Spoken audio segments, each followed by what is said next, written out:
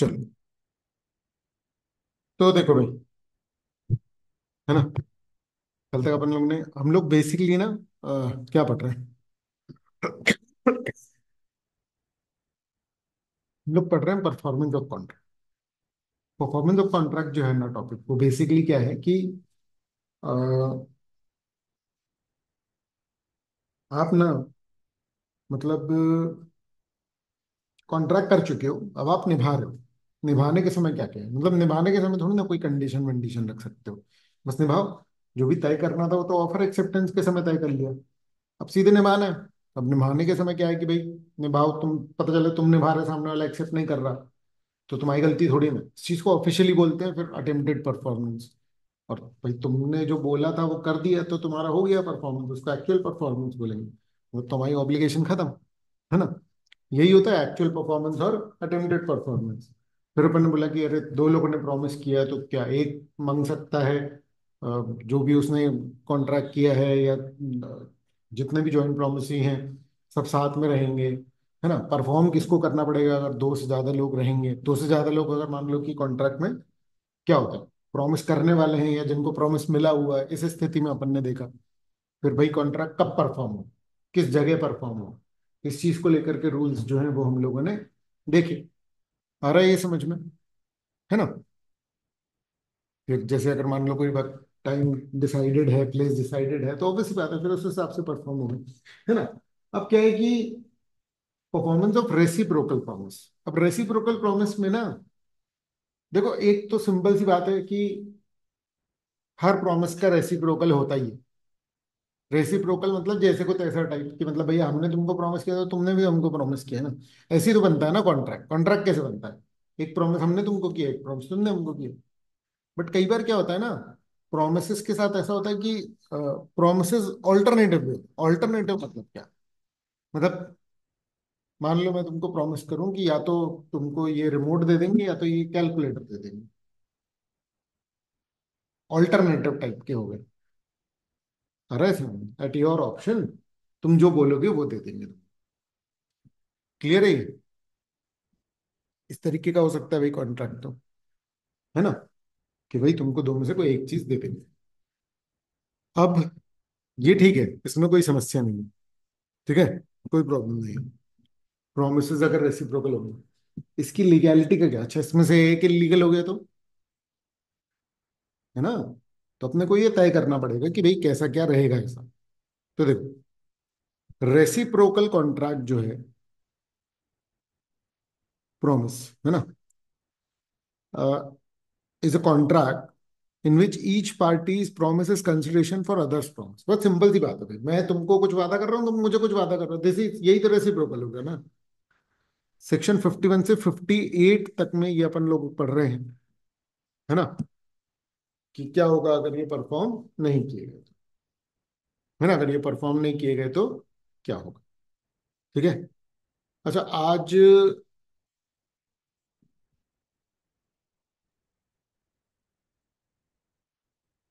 चलो देखते हैं, या तो हो सकता है एक ही क्लास लगे आज, है ना, ठीक है। फिर क्या है, promisor not bound unless reciprocal promisee is ready. मतलब अदिति की लगेगी, मेरी एक ही क्लास लगे, मतलब मेरी दो में से एक लगे, ऐसा मतलब। लोकल प्रॉमिस तो मतलब यूजुअल कॉन्ट्रैक्ट के जैसे ही बिल्कुल सही, कि रेसिप्रोकल प्रॉमिस तो एक यूजुअल कॉन्ट्रैक्ट के ही जैसा है, इसमें कोई समस्या नहीं। लेकिन हम लोग इसका इफेक्ट देख रहे हैं कि परफॉर्मेंस के टाइम पे क्या होता है। एक तरीके से नॉर्मली हर कॉन्ट्रैक्ट रेसिप्रोकल होगा, बट परफॉर्म नहीं हुआ या जो भी है, उसकी स्पेशल कंडीशन वही समझ। सही है, कोई दिक्कत नहीं। If two promises must be performed simultaneously. अब यहां पर देखो, देखो कई बार क्या होता है ना, मैं तुम्हारे साथ कोई कॉन्ट्रैक्ट कर रहा हूँ, ठीक है। अब देखो कितने सारे टाइप के कॉन्ट्रैक्ट होते हैं ना, कि भाई मैं कैलकुलेटर खरीद रहा हूँ, मैं क्या कहते हैं घर बनवा रहा हूँ, मैं गाड़ी किराए से ले रहा हूँ। क्लियर ना, लाखों टाइप के हो सकते हैं कॉन्ट्रैक्ट्स तो, ठीक है। लेकिन अब देखो, कुछ का नेचर डिफरेंट होता है, कुछ का नेचर डिफरेंट होता है। कैसे डिफरेंट होता है, कि ना कुछ कॉन्ट्रैक्ट्स ऐसे होते हैं जिसमें मतलब इमीडिएटली परफॉर्मेंस होता है। फिर मैं कैलकुलेटर खरीद रहा हूँ दुकान में जाकर के, तो क्या होगा बताओ? मैं सामने वाले बंदे से कैलकुलेटर मांगूंगा, वो मुझे कैलकुलेटर देगा, और मैं उसको पैसे दूंगा। ये इसकी टाइमिंग क्या होगी? इमीडिएट होगी ना। समझ रहे हो इमीडिएट मतलब? भाई तुम मुझे खून दो, मैं तुम्हें आजादी दूंगा। समझ में आ रही है बात? ठीक है, मतलब भाई तुम अभी कैलकुलेटर दो, हम तुमको अभी पैसे दे रहे हैं। अच्छा, खैर वो अलग एग्जाम्पल है, वो देता हूँ मैं अभी एग्जाम्पल। ये वाले में अभी के अभी वो मुझे कैलकुलेटर देगा और मैं उसको अभी के अभी, मतलब साइमल्टेनियस होगा। साइमल्टेनियस मतलब एट ए टाइम तुम क्या करो, मतलब तुम कैलकुलेटर दो और एट ए टाइम ही हम तुमको क्या दे देंगे? पैसे। लेकिन जैसे सुभाष चंद्र बोस जी ने कहा था, तुम मुझे खून दो मैं तुम्हें आजादी दूंगा। ठीक है, तो ये कैसा है? इसमें क्या पहले आजादी मिल सकती फिर खून हो सकता है? क्या साइमल्टेनियस हो सकता है? नहीं। इसमें एक ऑर्डर है।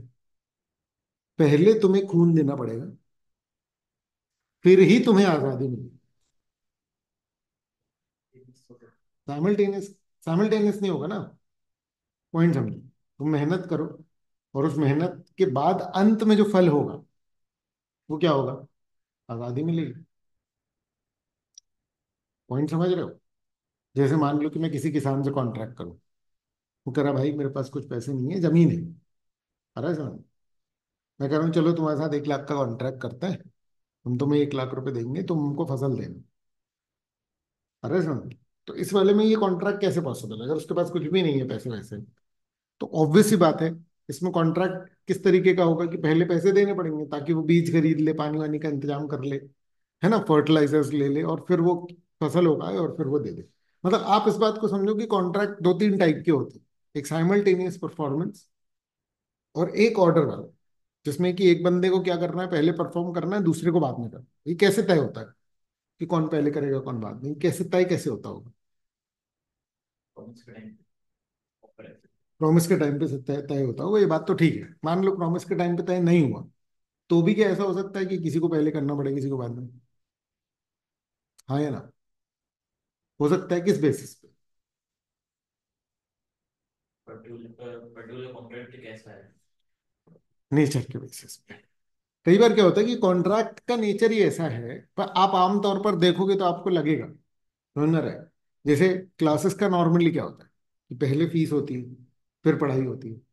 अरे समझ, आप कभी रेस्टोरेंट में खाना खाने गए हो, तो कभी ऐसा हुआ है कि आपने पहले पैसे दिए और या तो फिर हर डिश लाते समय वो पैसे ले रहा है? आप पॉइंट समझ रहे हो? वहां का एक स्ट्रक्चर है। क्या? पहले खाना खाओ फिर पैसे दो। समझ में आ रही है बात? ठीक है। बहुत सारे घर वर के कॉन्ट्रैक्ट में इस तरीके से होता है, सर्विस के कॉन्ट्रैक्ट में होता है, जैसे इंटीरियर का काम है, लॉयर की फीस, बहुत सारी चीजें होती है। तो कई बार क्या होता है, ट्रांजेक्शन्स का अपना नेचर ऑर्डर लेकर के आता है। ऑर्डर मतलब सीक्वेंस, है ना? तो ट्रांजेक्शन्स का जो अपना नेचर है वो क्या तय करता है बेटा? सीक्वेंस। क्लियर है? If two promises must be performed simultaneously, neither party has to perform unless the other is also ready and willing to perform. मतलब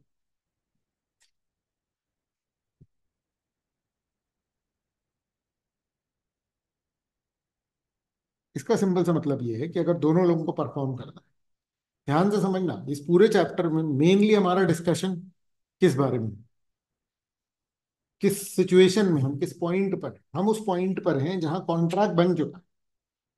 अब बात किसकी हो रही है? परफॉर्मेंस। यानी कॉन्ट्रैक्ट बन चुका है, परफॉर्म बस बचा हुआ है। क्लियर है? तो अगर कॉन्ट्रैक्ट ऐसा वाला है जिसमें कि साइमल्टेनियस परफॉर्मेंस, तो एक बंदा अपना परफॉर्मेंस कब करने के लिए तैयार हो? जब दूसरा वाला भी तैयार। अगर सामने वाला रेडी नहीं है तो I am also not obligated to perform, क्योंकि ये कॉन्ट्रैक्ट कैसा वाला था? साइमल्टेनियस। अब साइमल्टेनियस में अगर अगला अपना परफॉर्मेंस के लिए रेडी नहीं है तो मैं भी नहीं करूंगा। एंड इन दैट केस वो मेरे पे केस वेस नहीं कर पाएगा कि अरे आपने नहीं परफॉर्म किया। हम बोलेंगे भैया कॉन्ट्रैक्ट का नेचर ही ऐसा हो रहा है ना। समझ में आ रहा है? तुम भी तो तैयार रहो ना, थोड़ी मैं अकेले परफॉर्म कर दूंगा, ये वाला तो कॉन्ट्रैक्ट साइमल्टेनियस होना है। क्या आपको पॉइंट समझ में आ रहा है? Yes sir. सेक्शन 51 जो है वो क्या कहता है, प्रोमिसर बाउंड नहीं है रेसिप्रोकल प्रॉमिस परफॉर्म करने के लिए, जबकि जब तक कि सामने वाला जो है वो भी रेडी। ठीक। तो मान लो ए और बी हैं, अग्री कर रहे हैं, A shall deliver goods, B जो है वो पे करेगा on delivery. A need not deliver unless B is ready to pay, and B need not pay unless A is ready to deliver. दोनों पे लागू होती है ये बात। तो कई बार इसमें भी तो लड़ाई हो सकती है, पहले तुम करो पहले तुम करो। देखो, पहले तुम पैसे दो, कह रहे हैं पहले डिलीवरी करो। पॉइंट समझो, या तो ये बात कॉन्ट्रैक्ट में तय हो जाए, और अगर नहीं हुई तो ये पहले कब का है। मतलब देखो समझो, साइमल्टेनियस में अब जैसे रेस्टोरेंट में खाना खाते हैं, वैसे मैं बोल रहा हूँ कि हाँ पहले खाना खाओगे और फिर पैसे दोगे, पर एक तरीके से वो साइमल्टेनियस ही है ना। समझ में आ रही है? मतलब बहुत ज्यादा टाइम गैप उसमें नहीं है। और अगर कॉन्ट्रैक्ट कर रहे हो और सामने वाले पे भरोसा है, तो इस तरीके की लड़ाई का कोई मीनिंग नहीं है कि पहले तुम करो पहले तुम करो। दूसरा, अगर मान लो कि ऑर्डर कानून ने तय किया है, मतलब सॉरी नेचर ऑफ ट्रांजेक्शन में ऑर्डर है, तो ऑब्वियस ही बात है, फिर एक बंदे को ही पहले परफॉर्म करना है, वो दूसरे को नहीं बोल सकता, है कि नहीं? हाँ, अगर वो नेचर के खिलाफ जाकर के बोले कि नहीं तुम पहले करो, तो हो सकता है कि भाई समस्या हो, क्योंकि फिर वो कोर्ट वोर्ट में केस करेगा और बोलेगा भाई नेचुरल ऑर्डर जो है वो इस तरीके का था, तो एक तरीके से तुमने ब्रीच किया। तो आप समझो कि दो ही बातें हैं, या तो कॉन्ट्रैक्ट में तय कर लो या तो सरकमस्टेंसेस तय करेंगे। आप अपने आप से बाद में तो वो नहीं कर पाओ। अगर मान लो इस पे लड़ाई होती है तो वो डिसीजन कैसे आएगा उसका? नेचर ऑफ ट्रांजेक्शन देखो, समझना रहे, सरकमस्टेंसेस देखो, नहीं तो साइमल्टेनियस। अगर नेचर ने ऑर्डर तय कर रखा है तो ठीक है, अदरवाइज साइमल्टेनियस। क्लियर है? Both sides obligations arise concurrently, concurrently मतलब साथ साथ, each must be prepared to perform. अब मान लो कि ऑर्डर है। किस चीज का ऑर्डर है? ऑर्डर मतलब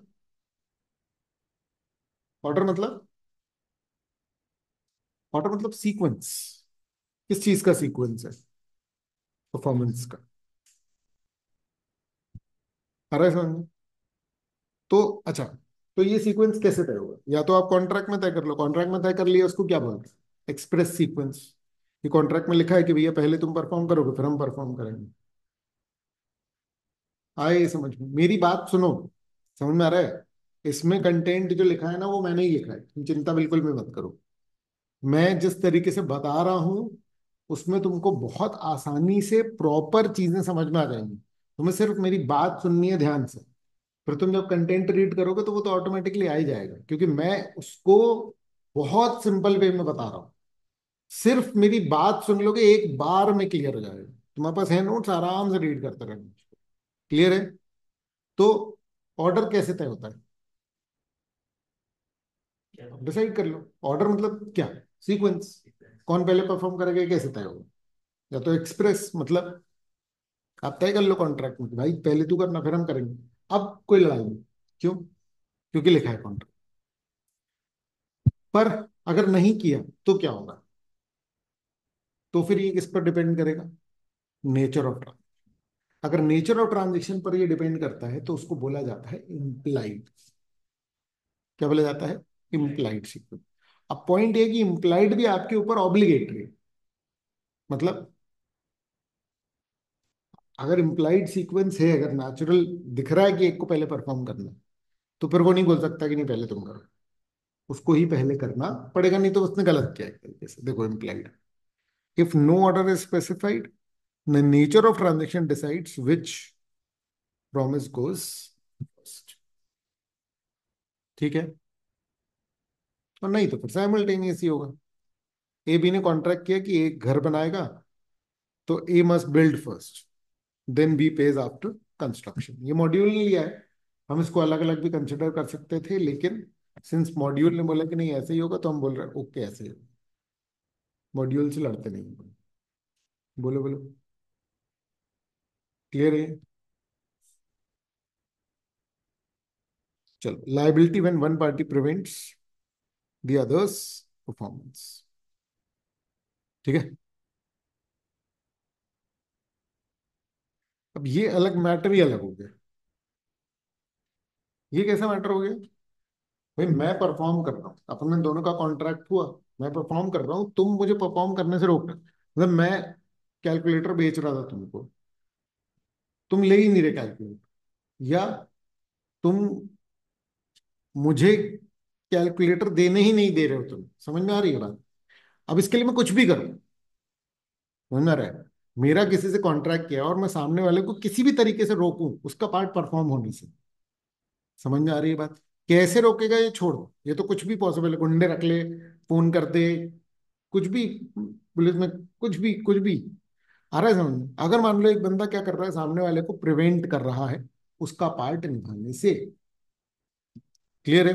तो क्या हो, अगर कॉन्ट्रैक्ट में रेसिप्रोकल प्रॉमिस है और एक पार्टी दूसरे को प्रिवेंट कर रही है, तो दूसरी पार्टी के एंड पे कॉन्ट्रैक्ट जो है वो वॉइडेबल हो जाएगा। जिसको रोक रहे हैं ना, वो कॉन्ट्रैक्ट कैंसिल कर सकता है, कह रहे भाई ये क्या है, तुमने कॉन्ट्रैक्ट किया, आप तुम परफॉर्म ही नहीं करने दे रहे, भाड़ में जाओ, कैंसिल करो कॉन्ट्रैक्ट। बोलो, बोलो, है ये क्लियर?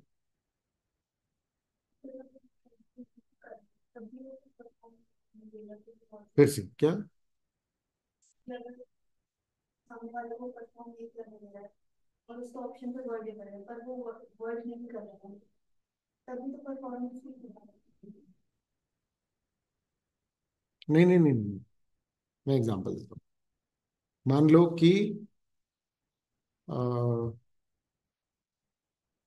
मैंने कॉन्ट्रैक्ट किया तुम्हें पढ़ाने का, समझ में आ रही है बात? ठीक है, अब क्या हो रहा है, मैं पढ़ाने तैयार, तुम आ ही नहीं रहे, तो you are preventing my performance, clear है?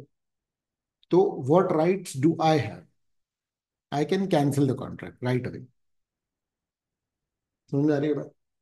लेकिन सेकंड क्या है, I don't cancel the contract, समझ में आ रहा है? And I keep it alive, clear है? तो अगर eventually if you are ready तो ठीक है, नहीं तो फिर अल्टीमेटली कॉन्ट्रैक्ट क्या हो जाएगा, वॉइड, क्योंकि मुझे कैंसिल करना ही पड़ेगा, क्योंकि अब भाई नहीं हो पा रहा है अगर परफॉर्म, या मान लो मैं कर भी दूं परफॉर्म किसी भी तरीके से, पर तुम फिर अपना पार्ट नहीं परफॉर्म करोगे, प्रैक्टिकली तो there can be n number of situations, समझ में आ रहा है? हम लोग उसको एकेडमिकली वो सीमित कर रहे हैं कि भाई क्या हुआ, क्या अल्टीमेटली ये बताओ, हुआ कि नहीं हुआ परफॉर्म, समझ में आ रहा है? नहीं हुआ ना, तो फिर अपन लोग इसमें आते हैं। ये क्लियर है कि नहीं? ठीक है। तो compensation, prevented party can claim compensation for any loss due to non performance cause by the others obstruction. बोलो, बोलो, बोलो, बोलो, बोलो, क्लियर है ना? तुम्हारे ऑब्स्ट्रक्शन के चक्कर में परफॉर्म नहीं कर पाया, अब तुम कॉम्पनसेशन में, जैसे कि ए और बी ने कॉन्ट्रैक्ट किया है ना, to do work for A, B को ए के लिए वर्क करना है 1,000 रुपए में, ए प्रिवेंट कर रहा है बी को वर्क करने से, बी कैंसिल करेगा कॉन्ट्रैक्ट को और जितना नुकसान हुआ वो वसूलेगा, सिंपल। बोलो बेटा।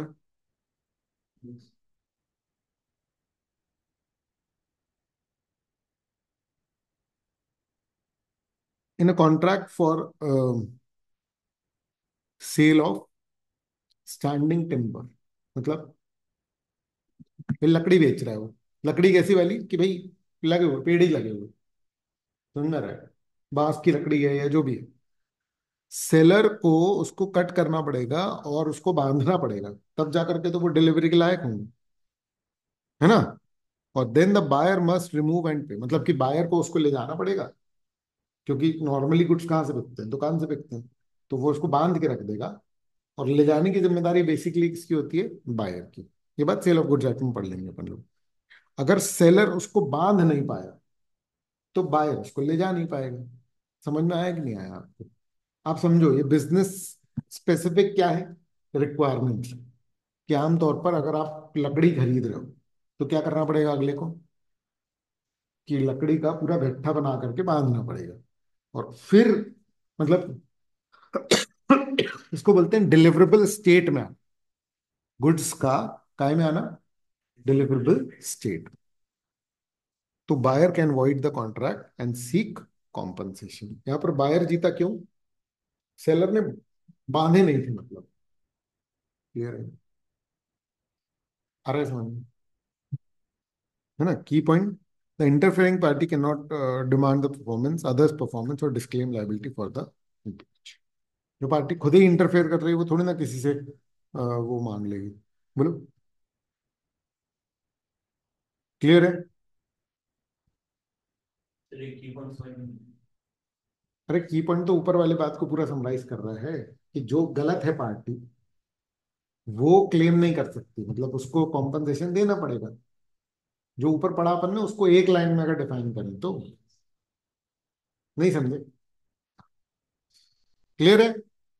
चलो अब effect of default in sequence of dependent promise. ठीक है, देखो डिपेंडेंट प्रॉमिस क्या होता है, सबसे पहले ये समझो। इंडिपेंडेंट प्रॉमिस होता है जो कभी भी परफॉर्म हो सकता है, सीक्वेंस का मोहताज नहीं। पर डिपेंडेंट प्रॉमिस क्या है? डिपेंडेंट प्रॉमिस वो होता है जो पहले वाले के परफॉर्मेंस का मोहताज हो। समझना, तुम दर्जी से बोल रहे हो कपड़े सिल देना। क्लियर है? कपड़े सिल देना लेकिन कपड़ा मैं ला करके दूंगा, तो सामने वाला कब परफॉर्म करेगा? समझ में आ रही है ना बात? तो उसका प्रॉमिस का परफॉर्मेंस कैसा हो गया? डिपेंडेंट। कि भाई जब तक मैं अपना पार्ट नहीं परफॉर्म करूंगा तब तक सामने वाला अपना कैसे परफॉर्म कर देगा, तो उसका प्रॉमिस डिपेंडेंट हो।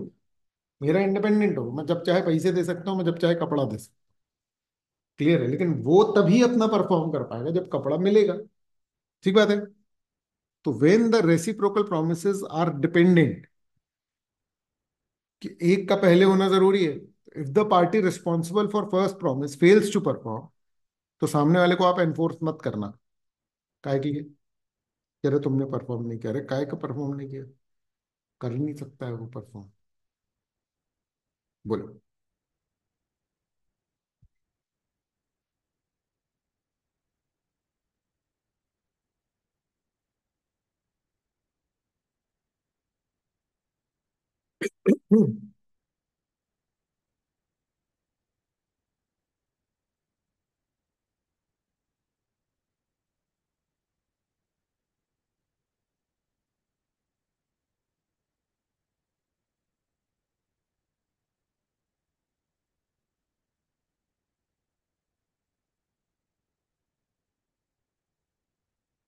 बोलो बेटा बोलो।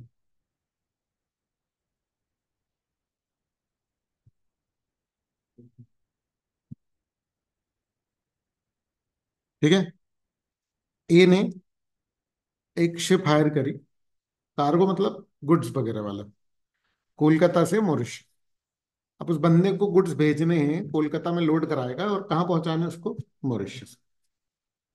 तो गुड्स लोड करेगा ना भाई, तभी तो शिप वाला लेके जाएगा। है कि नहीं? यहां बंदे ने गुड्स ही लोड नहीं किए। A must provide the cargo, B will transport it. A ने कोई कार्गो दिया ही नहीं तो भैया वो बी को थोड़ी खाली शिप ले जाए क्या मॉरिशस? क्या करेगा वो? आ रहा है ये समझ में? तो आप बी पे मत नहीं बोल सकते कि, बी को नहीं बोल सकते क्या कि तुमने परफॉर्म नहीं किया। बोलो। क्लियर है? अच्छा, A hires B to make a shoe rack. इन्हें बी को हायर किया जूते का रैक बनाने के लिए, बोला लकड़ी में प्रोवाइड करूंगा। वो लकड़ी दे ही नहीं रहा, तो क्या होगा? पर सामने वाले से क्या तुम परफॉर्मेंस डिमांड करोगे? भाई तुम अपना पार्ट तो परफॉर्म करो, तब तो सामने वाला करेगा ना परफॉर्म। बोलो। क्लियर है ये? यस। हम्म।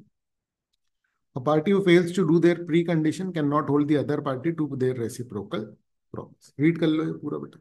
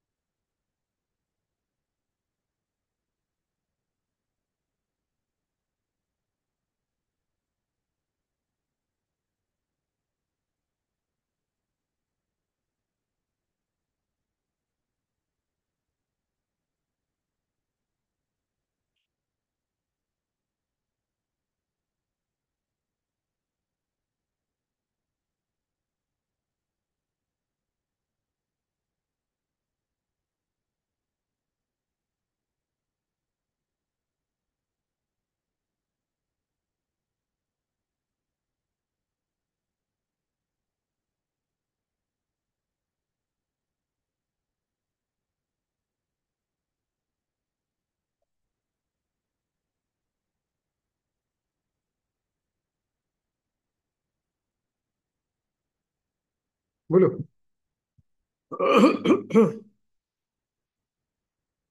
यस। पढ़े आगे।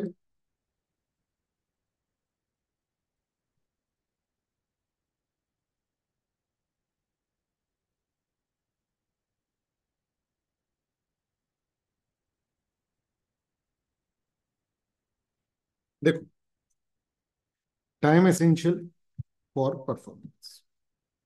देखो, अपन लोग बेसिकली ये टॉपिक पढ़ रहे हैं कि टाइम एलिमेंट कितना महत्वपूर्ण है किसमें, एक कॉन्ट्रैक्ट के परफॉर्मेंस।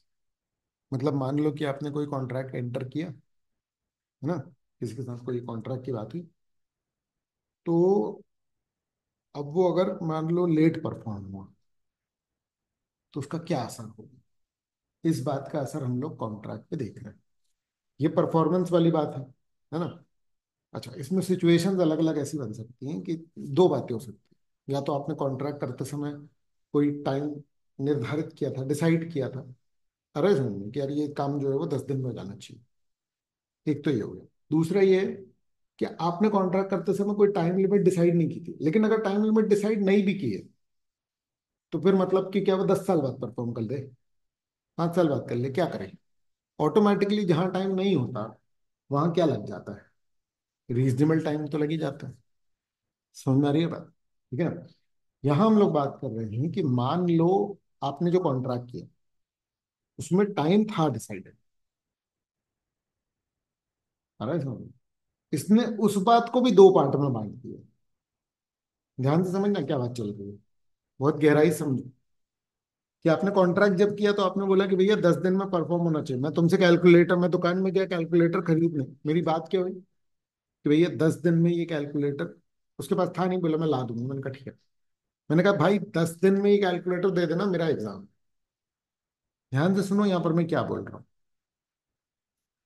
10 दिन में कैलकुलेटर दे देना, मेरा एग्जाम। इसको साइड करते हैं। दूसरा, मैं दुकान में गया, मैंने बोला भैया कैलकुलेटर देना, उसने बोला कि भाई 10 दिन में मिल जाए। मैंने कहा 10 दिन में ठीक है। ये दूसरा। अब इन दोनों सिचुएशंस में अंतर आइडेंटिफाई करो क्या है। सिचुएशन में शॉपकीपर बाउंड हुए कि उसको 10 दिन के अंदर देना ही है। नहीं तो सेकंड वाले में भी तो 10 दिन की बात हुई है ना, कॉन्ट्रैक्ट में लिखा है, चलो 10 दिन। कॉन्ट्रैक्ट ही तो हुआ ना, 10 दिन की बात हुई ना प्रॉपर। बाउंड नहीं ना, उसका पेपर है। बाउंड, मेरा पॉइंट समझो। क्या कॉन्ट्रैक्ट में डिसाइडेड है 10 डेज दोनों केसेस में? हाँ। अब बताओ डिफरेंस क्या है।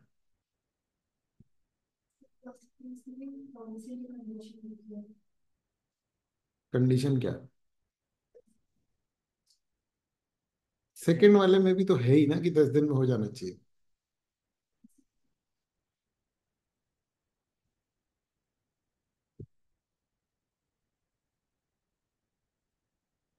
किसने बोली ये कंडीशन? ये, नहीं नहीं, मतलब मैं ही बोल रहा हूँ, क्या ये बात इतनी महत्वपूर्ण है कि किसने बोली है? चलो ठीक है, और सोचो। तो सेकंड केस में 10 दिन बाद उसको कैलकुलेटर का यूज नहीं रहेगा, मतलब पेपर हो जाएगा उसमें।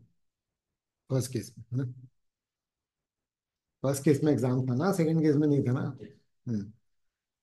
हाँ, बिल्कुल सही। तो तो उस टाइम के पहले चाहिए, मतलब एग्जाम के बाद कैलकुलेटर लेके कराएगा। और दूसरे केस। कि उसमें सर ऐसा कुछ उसने बताया नहीं कि एग्जाम वगैरह है। हम्म। 10 के 11वें दिन भी उसको इस्तेमाल कर सकते हैं वेरी कैलकुलेटर। गुड। आ रहा है समझ में? डिफरेंस समझ में आ रहा है? यही है डिफरेंस। डिफरेंस ये है कि पहले केस में जिसमें उसने बोला कि एग्जाम है, उसमें ये जो 10 दिन वाली बात है, ये इस पर पूरा ध्यान केंद्रित हो गया। यहाँ पर टाइम जो है वो बहुत इंपॉर्टेंट एलिमेंट बन चुका है इस कॉन्ट्रैक्ट में। जब जो सेकंड वाला कॉन्ट्रैक्ट हुआ उसमें जनरल टाइम लिमिट की बात हुई है, उसको टाइम लिमिट में परफॉर्म करना ऑब्वियस सी बात है। उसको टाइम, अगर बात हुई है टाइम पे परफॉर्म करना तो टाइम पे परफॉर्म करना है, उसमें कोई बात ही नहीं है। पर पहले केस में और दूसरे केस में डिफरेंस ये है कि पहले केस में जिसमें एग्जाम है उसमें जो इंपॉर्टेंस है टाइम की वो कितनी ज्यादा है। अब हेडिंग पढ़ो एक बार। Time essential for performance. इसमें जो टाइम है उसके बाद जो वर्ड लगा हुआ है essential, that makes it different. एक कॉन्ट्रैक्ट में टाइम का होना और एक कॉन्ट्रैक्ट में टाइम का एसेंशियल होना, इन दोनों बातों को भी कानून ने अलग अलग आइडेंटिफाई किया है। क्या बात हो रही है? टाइम का होना और टाइम का एसेंशियल होना। ठीक है, ठीक है। टाइम का होना और टाइम का एसेंशियल होना, ये दोनों अलग अलग बातें। Hello hello. Yes sir. Clear है ना? तो एक जनरल मेरी बात समझ लो, अगर टाइम एसेंशियल है और टाइम पर परफॉर्म नहीं हुआ तो कॉन्ट्रैक्ट कैंसिल हो जाएगा, कैंसिल कर सकते हो। क्लियर है? पर अगर मान लो कि टाइम सिर्फ है,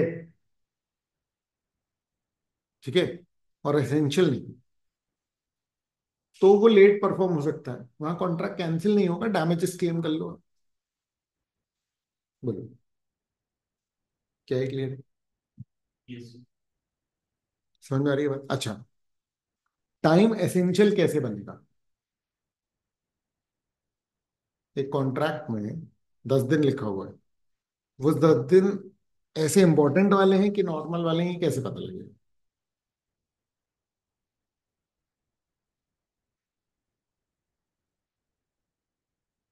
पहली बात तो लिख दो कॉन्ट्रैक्ट में कि भैया देखो टाइम एसेंशियल है, टाइम पे परफॉर्म नहीं हुआ तो कॉन्ट्रैक्ट कैंसिल। और दूसरा है नेचर। नेचर मतलब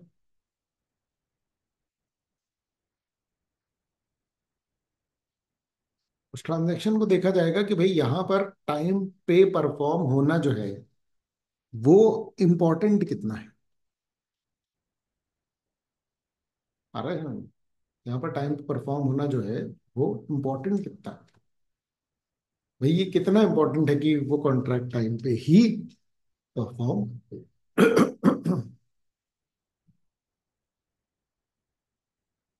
क्या है? तो section 55 outlines what happens when time is critical. है ना? तो अगर टाइम एसेंस है, तो अगर टाइम एसेंस है तो क्या होगा बेटा? अगर टाइम पर नहीं हुआ तो कॉन्ट्रैक्ट पूरा का पूरा वॉइडेबल हो जाएगा बेटा। अच्छा, वॉइडेबल है, वॉइड नहीं है। समझ में आ रहा है? मतलब टाइम पे नहीं हुआ तो वो कैंसिल कर सकता है ना? टाइम पे नहीं हुआ तो वो क्या कर सकता है बेटा? कैंसिल। ये वाली बात क्लियर है या नहीं? क्लियर है। है ना? इसका तो मतलब ये हुआ कि फिर जिंदा भी रखा जा सकता है कॉन्ट्रैक्ट को, तो है ना? The promisee may rescind and also claim compensation for any loss caused by delay। क्या बोल रहे हैं? रेस्किन भी कर सकता है और वो कॉम्पनसेशन भी क्लेम कर सकता है। समझ में आ रही है बात? कैंसिल करेगा कॉन्ट्रैक्ट को और लेट के कारण नुकसान हुआ तो वो भी क्लेम कर सकता है। ये वाली बात समझ में आ रही है? आप देखो, अगर टाइम एसेंस नहीं है, सबसे मेन बात समझो कि contract is not avoidable. Contract अब कैंसिल नहीं हो सकता। टाइम पे परफॉर्म करने की बात हुई थी, बट टाइम उसके लिए उतना ऐसा इंपॉर्टेंट नहीं था, तो फिर क्या होगा? कॉन्ट्रैक्ट वॉइडेबल नहीं। However the promisee may claim compensation for any loss from the delay। मतलब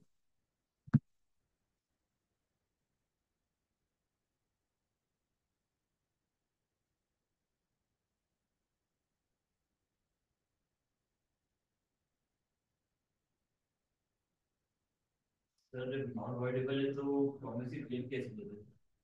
प्रॉमिसिंग में क्लेम द कंपनसेशन। लेट तो हो रहा है ना परफॉर्म, वो कॉन्ट्रैक्ट कैंसिल नहीं कर पा रहा, बट डिले के कारण उसको नुकसान हुआ ना, वो तो क्लेम करेगा वो। पहले वाले में तो वो कॉन्ट्रैक्ट कैंसिल हो जा रहा है, दूसरे में नहीं हो रहा कैंसिल, लेकिन लेट हो रहा है ना। क्लियर है? Acceptance of late performance. अब जैसे डिलेड परफॉर्मेंस को मान लो वो एक्सेप्ट कर ले। अब डिलेड परफॉर्मेंस को एक्सेप्ट कर ले मतलब ये पहले वाले केस को सोचो, क्योंकि दूसरे वाले में तो उसको डिलेड परफॉर्मेंस भी एक्सेप्ट करनी ही पड़ेगी ना। पहले वाले में वो कैंसिल कर सकता था, लेकिन मान लो उसने कैंसिल ना करके क्या किया, एक्सेप्ट कर ली परफॉर्मेंस, तो क्या होगा, तो फिर वो कॉम्पनसेशन क्लेम नहीं कर पाएगा जब तक कि उसने ये पहले से ना बता दिया हो। देखो समझो, एक चीज समझो, आपको अधिकार मिल रहा है कि कैंसिल कर लो। अब आप मान लो कैंसिल नहीं कर रहे, तो आप बड़ा अधिकार छोड़ रहे हो, लेकिन आप उस समय जब छोड़ रहे हो ना, उस समय बोल दो कि भाई देख मैं कैंसिल कर सकता हूँ, मैं नहीं कर रहा हूँ, लेकिन मैं कॉम्पनसेशन लूंगा, ये बात बोलनी पड़ेगी आप। मान लो आपने क्या किया, कॉम्पनसेशन क्लेम करने की बात नहीं करी, तो फिर आप कॉम्पनसेशन क्लेम भी नहीं कर पाओगे। नहीं आया समझ? तो जैसे फर्स्ट और सेकंड पॉइंट में प्रोमिसर कह रहे हैं कि नॉन एसेंशियल का टाइम, फर्स्ट पॉइंट में एसेंशियल था ना, सेकंड में नॉन एसेंशियल था। लेकिन से प्रोमिसर कह रहे हैं कि नॉन एसेंशियल था। प्रोमिस एक सेकंड, फर्स्ट पॉइंट की बात कर रहे हो कि सेकंड की? दोनों दोनों की अगर तुम बात कर रहे हो, तो पहला पॉइंट तो है ही टाइम एसेंस ना। पहले वाले में तुम टाइम एसेंशियल है सर, लेकिन प्रोमिसर कह रहे हैं कि नहीं है। अरे ये और कैसे प्रोमिस ये कह रहे कैसी हैं बात कर रहे हो? अरे नहीं ना भाई, ऐसा थोड़ी होता है। कैसी बातें कर रहे हो? मतलब ये कैलकुलेटर है, लेकिन मैं बोल रहा हूँ ये कैलकुलेटर नहीं है। मेरा पॉइंट समझो, जब तुम चौथा केस बना रहे हो, नहीं आया समझ में, तुम अलग केस बना रहे हो, तुम बनाओ, अच्छा तुम अपना केस बनाओ, तुम इसको मत बोल रहे हो ना कि ये टाइम एजेंट नहीं है, तो केस ही टाइम एजेंट का है। मैं बोल रहा हूँ ये बात अगर तुम्हारी शुरू हो रही कि अगर ये टाइम एसेंस है, यहां से बात चालू हो रही है, तुम बोल रहे हो कि भाई एक जन बोल रहा है नहीं, एक जन के बोलने की बात ही नहीं, क्योंकि टाइम एसेंस है इसका मतलब क्या है कि दोनों ये बात अग्री कर चुके हैं, तभी तो वो टाइम एसेंस हुआ ना, नहीं तो टाइम एसेंस हुआ कहाँ? तुम किस तुम कॉन्ट्रैक्ट फॉर्मेशन की बात कर रहे हो या परफॉर्मेंस की बात कर रहे हो, पहले मुझे ये बताओ। परफॉर्मेंस। परफॉर्मेंस की अगर बात कर रहे हो, तो इसका मतलब दोनों मानते थे ना कि टाइम एसेंस है जब कॉन्ट्रैक्ट बना होगा तो,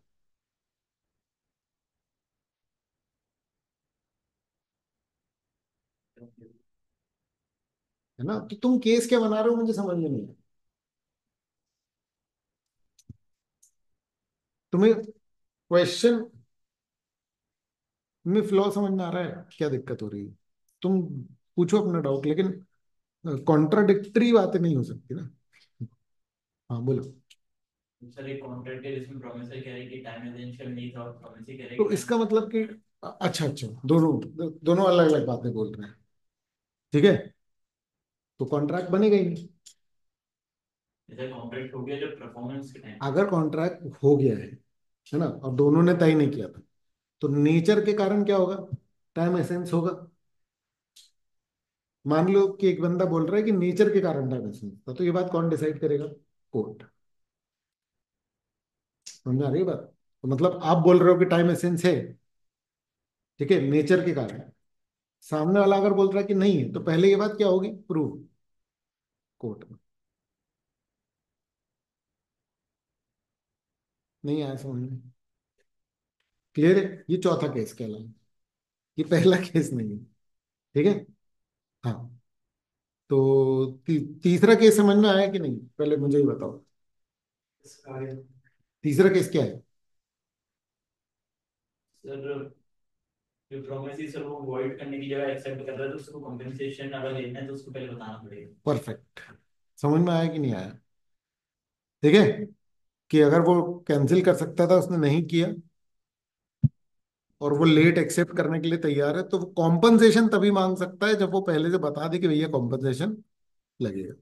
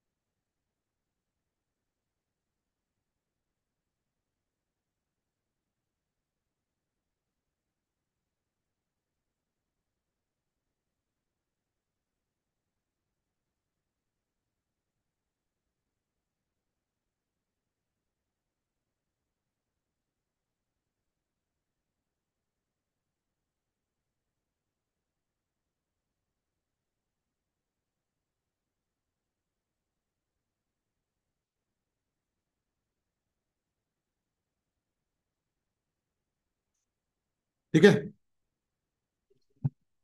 चलो, अब agreement to do impossible act. अब यार सोच के देखो क्या टॉपिक है ये। ऐसी सोच, ऐसी बता लोगे इसका आंसर तो।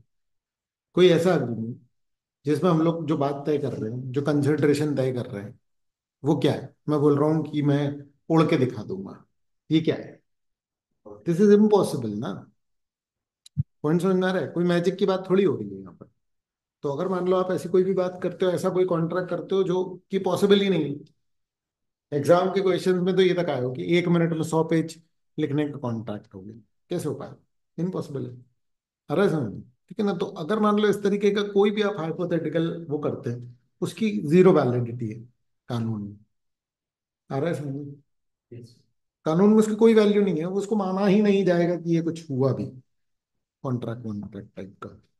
ठीक है। Yes. अब क्या बोल रहा है वो? Impossibility can be initial impossibility. मतलब इट इज पॉसिबल कि कोई ये कॉन्ट्रैक्ट जो है वो शुरू से ही क्या रहा हो, इम्पॉसिबल। नहीं समझे? इट इज पॉसिबल कि एक कॉन्ट्रैक्ट जो है वो कैसा रहा हो, शुरू से ही इम्पॉसिबल रहा हो। क्लियर है? जैसे जो आप बात कर रहे हो वो है ही इम्पॉसिबल। अच्छा, दूसरा वाला समझो, ये तो सिंपल है। मान लो कि अ, मेरे पास गाड़ी नहीं है और मैं बेच रहा हूँ, तो ये शुरू से ही इम्पॉसिबल है। कई बार ऐसा होता है कि जब आप कॉन्ट्रैक्ट कर रहे थे तब वो पॉसिबल था, बट बाद में क्या हो गया? इम्पॉसिबल। जैसे मान लो कि मैं बोल रहा हूँ कि भैया मैं अपनी गाड़ी तुमको बेच दूंगा, फिर मेरी गाड़ी के ऊपर से कोई ट्रक निकल गया, रोड रोलर निकल गया, गाड़ी खत्म हो गई टोटल। तो मैं परफॉर्म करता, मैं तुमको गाड़ी देता, उससे पहले ही गाड़ी खत्म हो गई। तब जब कॉन्ट्रैक्ट किया था तब तो ये वैलिड था। Now the performance of this contract becomes impossible. अब मैं परफॉर्म कर पाऊंगा क्या इस कॉन्ट्रैक्ट को? नहीं कर पाऊंगा भाई। तो अब क्या होगा? बहुत सिंपल सी बात है। अगर पहले से इम्पॉसिबल था तो ये वॉइड अग्रीमेंट ही हो गया। बाद में अगर ये क्या हुआ, इम्पॉसिबल, तो क्या होगा बेटा? Void contract. ऑब्वियसली बात है ना। मैं अगर कार नहीं दे पा रहा हूँ, तो मान लो मेरे को पैसे वैसे मिल गए, तो वो मैं वापस करूंगा। सर ये भी इनिशियली के अंदर आएगा कि इनिशियल कैसे होगा? इनिशियल का मतलब ये है कि कॉन्ट्रैक्ट बनने के पहले से वो चीज क्या है, इम्पॉसिबल। और एक होता है सुपरवीनिंग या सब्सिक्वेंट। सब्सिक्वेंट इम्पॉसिबिलिटी का मतलब क्या है? पहले पॉसिबल था। पहले था पॉसिबल, बाद में क्या हो गया, इम्पॉसिबल। सेकंड एग्जांपल ये वो आपने सब्सिक्वेंट पॉसिबिलिटी रही है। हाँ।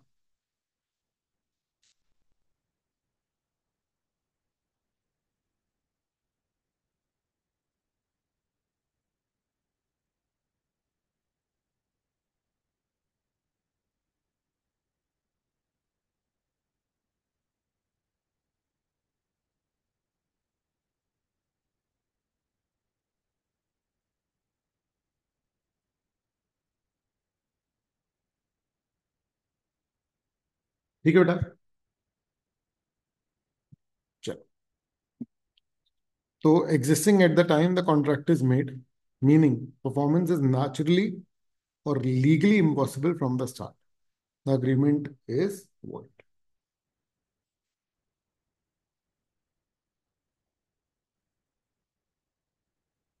A Hindu man already married tries to marry another Hindu girl. Such a second marriage is legally impossible. तो कॉन्ट्रैक्ट void है राइट फ्रॉम द स्टार्ट। बोलो, ये क्लियर है?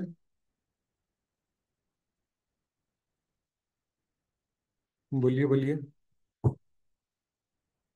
हैं? फिर क्या है? अब देखो, अब यहां पर क्या बात कर रहे हैं? यहां पर एक दलील दी जा रही है कि अच्छा, जैसे किसी को नहीं पता हो कि इम्पॉसिबल है, तो कोई अपने गोडाउन में रखा सामान बेच रहा है, वो जल चुका है, आग लग चुकी है, उसको पता ही नहीं है, तो क्या होगा? तो पता हो बेटा या ना पता हो, है तो इम्पॉसिबल, इसलिए वो अग्रीमेंट क्या माना जाएगा, वॉइड। Yes, sir. मतलब अगर मैं कोई एक कॉन्ट्रैक्ट कर रहा हूँ जो पहले से क्या है, इम्पॉसिबल, तो भले ही पार्टीज को पता हो या ना पता हो, वो क्या होगा, void. If both parties know it's impossible, there is no agreement at all. दूसरा क्या है, if both parties are ignorant of the impossibility, the contract is void.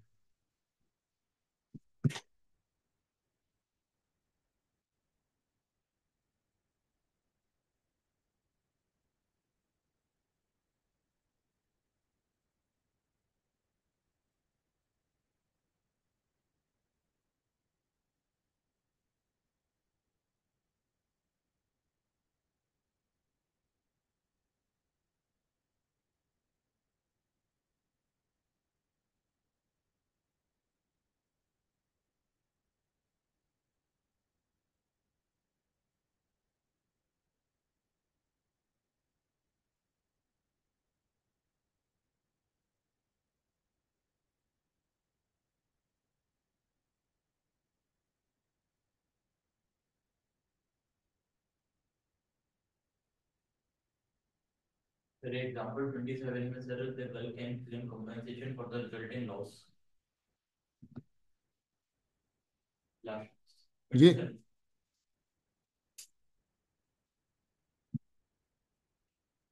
ये Yes. हाँ, क्योंकि उसने झूठा वादा किया। तो void है. देखो, कॉन्ट्रैक्ट शुरू से वॉइड है ना। ये ये वाला है, देखो, ये वाला, ये जो अब पढ़ेंगे ना, इस पॉइंट पे भेज दो एग्जाम्पल। ठीक है, क्या कह रहा है ये वाला point, known to the promisor, if the promisor alone knows, एक पार्टी को पता है कि ये बात इम्पॉसिबल है, तो promisee can claim compensation for loss from non. तो सेकंड गर्ल को भी पता होता है कि वो मैरिड है. हाँ, तो फिर वो सिर्फ वॉइड होता है, तो फिर धोखा कहाँ है?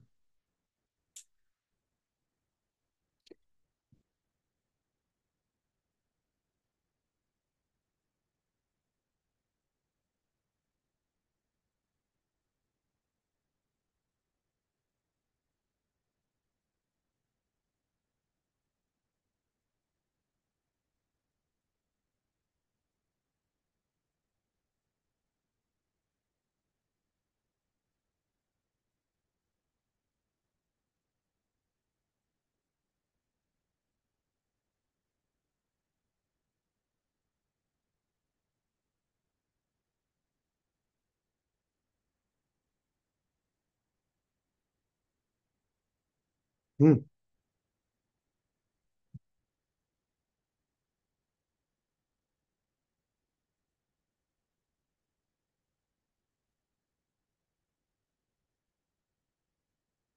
ठीक है,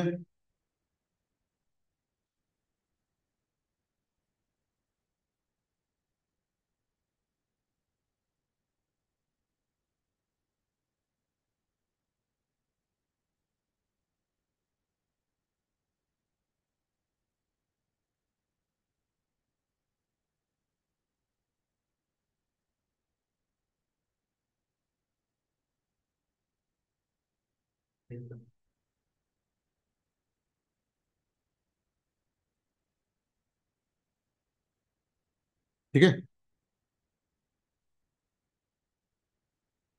अब मान लो जब कॉन्ट्रैक्ट हुआ तब तो था पॉसिबल, बाद में बेटा क्या हो गया, इम्पॉसिबल। ठीक है, तो ऐसा होता है कि कॉन्ट्रैक्ट इनिशियली तो पॉसिबल था, पर बाद में या तो इम्पॉसिबल होते हैं तो इलीगल हो गया, मतलब लॉ के हिसाब से इम्पॉसिबल हो गया, और या तो फिर फिजिकली ही इम्पॉसिबल हो गया, मतलब। ठीक है, तो कॉन्ट्रैक्ट बिकम्स वॉइड। जैसे ही इम्पॉसिबल हुआ तो पार्टीज अपनी ऑब्लिगेशन से फ्री हो जाएंगी, मतलब किसी को परफॉर्म करने की जरूरत नहीं। Yes.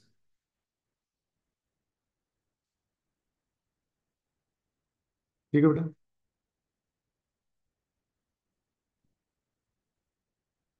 तो बाद में सब्सिक्वेंट।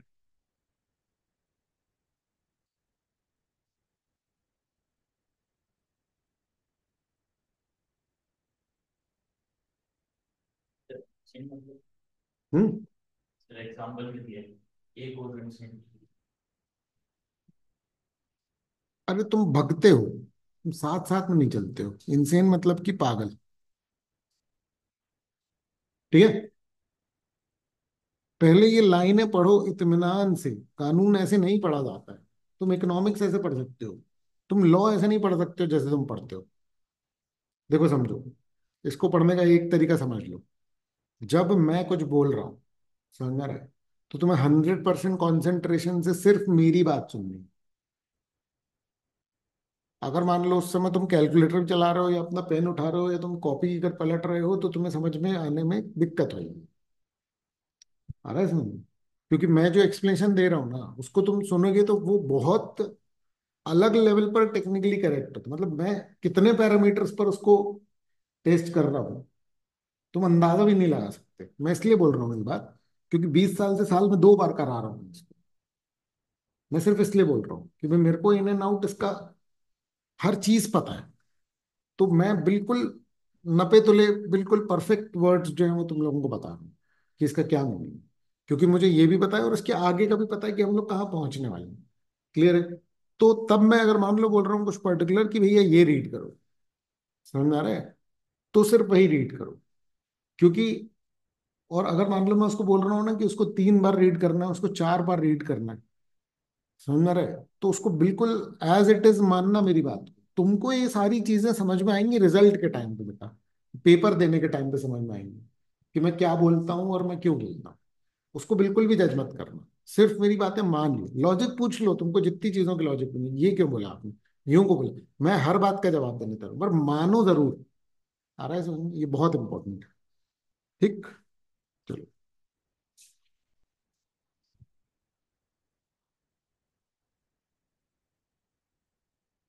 ये कर लिया रीड। इसमें कोई इशू है? ये कंटेंट में तो बताओ। जैसे कि सुपर वीनिंग का मीनिंग पूछा तुमने, उसको लिख लो। उसको क्या लिखोगे? सब्सिक्वेंट। है ना? बाद में, मतलब बाद में मतलब कि कॉन्ट्रैक्ट बनते समय नहीं था इम्पॉसिबल, बनते समय पॉसिबल थे, और बाद में इम्पॉसिबल हुआ। अपन 2 पॉइंट पढ़ रहे हैं। पहला पॉइंट था कि कॉन्ट्रैक्ट बनने के पहले से इम्पॉसिबल है, और सुपर वीनिंग का मतलब क्या है कि कॉन्ट्रैक्ट बनने के बाद इम्पॉसिबल हुआ। हाँ, और ऐसी चीजें पूछो इसमें जो भी दिक्कत करें। ठीक है। A and B promise to marry. Wedding date के पहले ए पागल हो गया। अब ए पागल हो गया, इसको इन लोग किस में कंसिडर कर रहे हैं? इम्पॉसिबिलिटी। तो ये अब तो शादी के लायक बचा नहीं ना वो। नहीं आया समझ में? अच्छा, परमानेंट कंडीशन मतलब पूरा ही पागल हो गया, हमेशा के लिए ही पागल हो गया। तो ये कॉन्ट्रैक्ट वॉइड हो गया किस कारण से? जब बना था तब ठीक था, जैसे ही उसने हाँ बोला तो वो पागल हो गया। आ रहा है समझ में? ठीक है।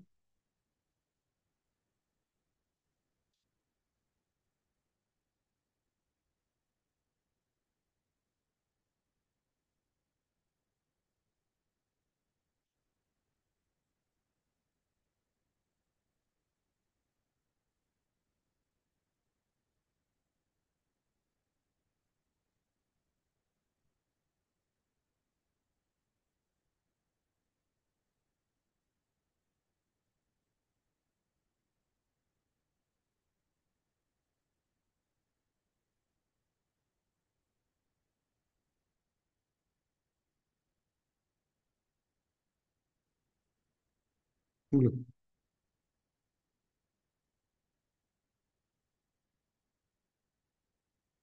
बोलो बोलो बोलो। हो गया ये, यस। है ना? अब अगर मान लो कि रेसिप्रोकल प्रॉमिस आपके कैसे होते हैं, to do legal things and illegal things, मतलब कॉन्ट्रैक्ट में 2 चीजें होंगी, एक लीगल और एक इलीगल। जब भी ऐसा होता है ना बेटा, तो एक चीज ध्यान रखना, अगर सेपरेबल है कि आप लीगल पार्ट और इलीगल पार्ट को अलग कर सकते हो, तो इलीगल वाला कैंसिल होता है, लेकिन लीगल वाला एनफोर्सेबल होता है। पर अगर वो अलग नहीं हो सकता है कॉन्ट्रैक्ट से, तो वो पूरा का पूरा कॉन्ट्रैक्ट जो है वो क्या हो जाएगा, क्या है? एक ही कॉन्ट्रैक्ट में दो चीजें हैं एक ही कॉन्ट्रैक्ट में दो चीजें हैं, लेकिन सेपरेबल है। समझ में आ रहा है कि आप उसको दो पार्ट में अगर तोड़ सकते हो सेपरेट सेपरेट, तो फिर लीगल वाला जो है वो एनफोर्सेबल हो जाएगा, वैलिड। लेकिन इलीगल वाला जो है वो void. If parties promise to do certain lawful acts, है ना, तो first set is valid but the second is void. जैसे कि ए और बी ने अग्री किया, A will sell house for 50 lakh. और देखो, देखो कॉन्ट्रैक्ट कैसा हो रहा है, अजीब सा है। एक और बी अग्री कर रहे हैं कि एक 50 लाख में घर बेचेगा। लेकिन देखो उसमें कैसा कॉन्ट्रैक्ट हो रहा है कि अगर तुमने इस घर को गैम्बलिंग den बना दिया, तो फिर तुम मुझे 75 लाख दोगे। मतलब वो घर बेच रहा है 50 लाख में, कह रहा है अगर तुमने गैम्बलिंग वाला बनाया तो 25 लाख और देना। तो ये जो गैम्बलिंग बनाया तो 25 लाख और देना, ये पूरा का पूरा क्या हो गया, इनवैलिड। मतलब सिर्फ इतना बना, पर, गैम्बलिंग बनाया। गैम्बलिंग den मतलब तुमने उसको जुआ खाना बना दिया घर को। आ रहा है समझ में? ऐसा, तो ये इनवैलिड है। क्लियर है?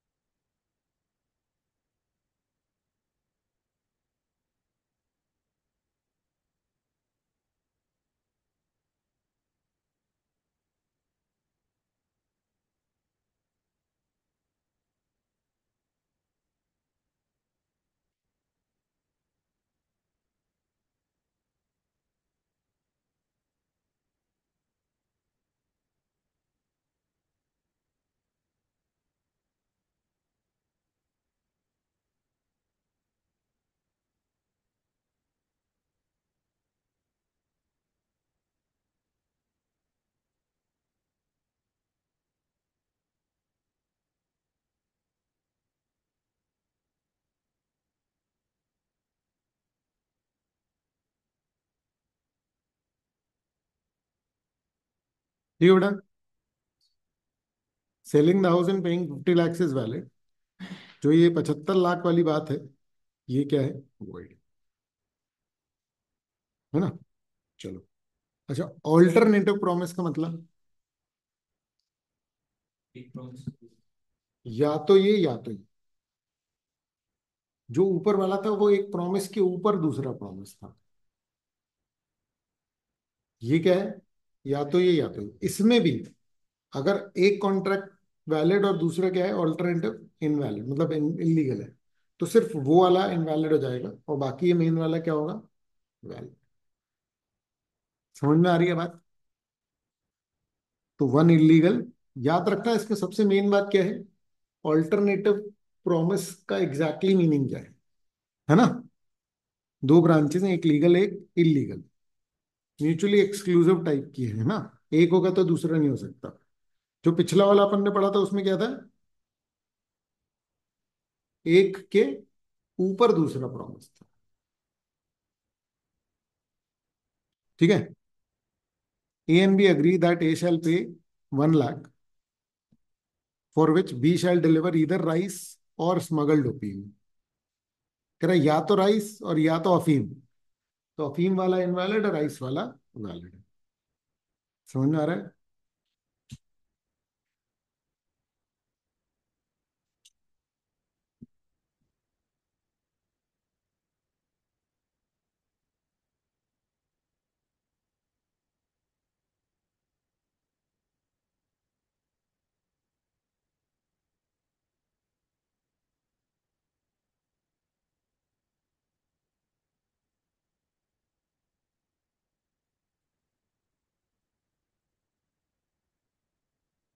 ठीक है, चलो फिर क्या है, अप्रोप्रिएशन ऑफ पेमेंट।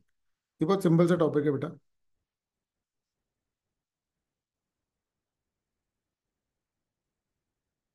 चलो इसको कल करते हैं यार, है ना, अभी जाना है मुझे। अभी आपका टेस्ट है ना? यस।